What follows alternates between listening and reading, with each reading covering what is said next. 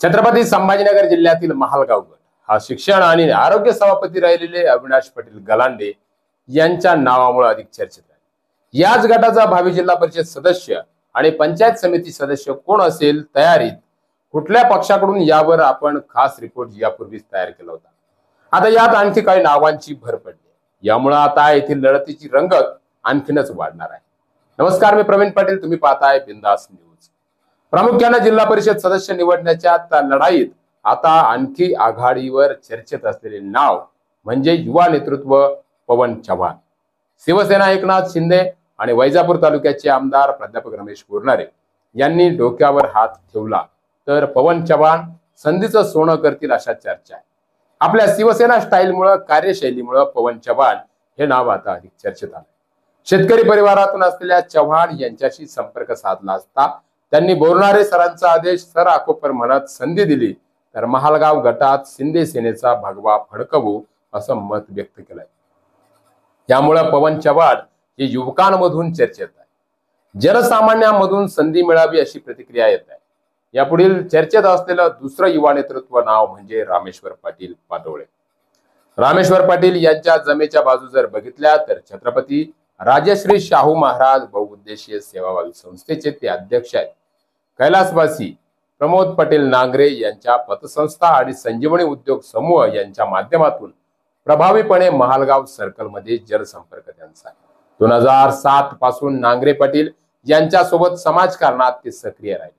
महालगाव मध्ये अविनाश पाटील गलांडे यांचे कट्टर विरोधक म्हणून त्यांची ओळख आहे। सध्या युवा सेना उपतालुका प्रमुख वैजापूर म्हणून ते काम पाहत आहेत। युवा सेनेच्या माध्यमातून सर्कल मध्ये युवकांची चांगलीच टीम त्यांनी तयार केली। काम करीत असताना स्वतःच्या स्वार्थासाठी विरोधी पक्षासोबत एकही तडजोड केलेली नाही असं नाव मिळवलेले रामेश्वर पाटोळे हे एक नवीन चेहरा म्हणून चर्चेत आहेत। आमदार प्राध्यापक रमेश बोरनारे यांनी संधी दिली तर मुकाबला जंगी होईल अशी चर्चा आहे। मिळाली तर जिल्हा परिषद, नाही तर पंचायत समिती सदस्य पदाच्या आखाड्यात ते दिसू शकतात। तिसरं चर्चेत असलेलं युवा नेतृत्व म्हणजे हरिभक्त परायण गणेश महाराज पवार टेंभीकर। गेल्या 20 वर्षांच्या राजकारणामध्ये, समाजकारणामध्ये परमार्थ, धार्मिक याची आवड त्यांनी जोपासली। समाजाच्या सुखादुःखात अग्रेसर राहिले। जनसेवेची आवड असल्यानं चांगला जनसंपर्क निर्माण केला। माजी आमदार गंगाधर नाना पवार यांचे ते नातू आहेत। महालगाव सर्कलचे दिग्गज व्यक्तिमत्व जुने बागायतदार म्हणून विश्वनाथ पाटील नेहे यांचे ते नातू आहेत। सर्कलमध्ये जनसंपर्क चांगला आहे, त्यामुळे जिल्हा परिषद किंवा पंचायत समितीसाठी ते इच्छुक आहेत। याशिवाय महालगाव गणातून नवनाथ पाटील चव्हाण हे पंचायत समितीच्या आखाड्यात दिसू शकतात, यावरती सुद्धा चर्चा, तर्क सुरू आहेत। आमदार बोरनारेंचे कट्टर समर्थक म्हणून प्रामुख्याने त्यांचं नाव चर्चेत येत आहे। युवा सेनेचे विभाग प्रमुख म्हणून त्यांच्यावर जबाबदारी सोपवण्यात आली। जनसामान्यांसाठी सुखदुःखात सहभागी होणारे नवनाथ चव्हाण हे पंचायत समितीच्या आखाड्यात दिसू शकतात। याशिवाय महालगाव गटाच्या आखाड्याच्या यापूर्वीच्या रिपोर्टमध्ये नामोल्लेख केलेली मंडळी सुद्धा यावेळी कंबर कसून आहेत। नवनाथ चव्हाण हे बिंदास कोर कमिटी सदस्याच्या प्रमुख बॉडीमध्ये काम करतात। यावेळी नेमकं कोण बाजी मारणार आणि कोणाचं पारडं जड ठरणार हा प्रश्न मात्र अद्याप गुलदस्त्यात आहे।